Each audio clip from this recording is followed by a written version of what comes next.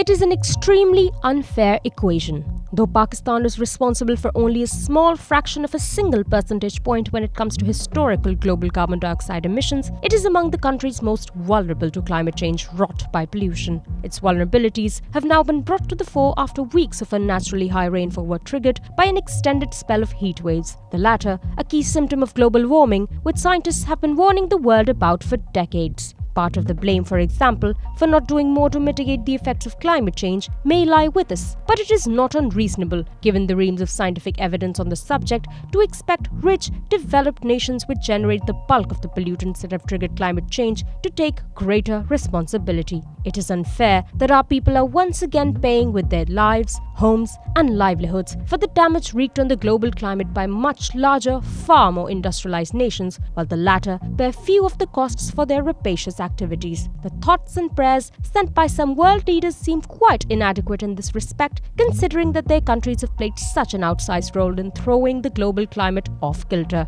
It is also unfortunate that even the material aid that has been sent so far by the more proactive nations seems quite underwhelming, given the scale of the disaster that it is meant to ameliorate. The challenges faced by the global economy may be one of the reasons why some otherwise responsible nations have been slow in their response to Islamabad's requests for assistance. It is hoped that politics is not among those reasons. The natural disaster Pakistan is facing is not an outcome of its own policy options, but a consequence of choices made by others. It has a right to some form of reparations, given the sheer cost of what it is being forced to bear. Wide income disparities mean most people in Pakistan have little in terms of personal wealth. Yet they are also resilient and have always found ways to help each other despite their meager resources whenever catastrophe strikes. Even now, while suffering back-breaking inflation currently at levels not seen in decades, the country is pulling together to contribute and rebuild. It will need all the help it can get. If millions and billions can continue to be poured into wars that kill and destroy,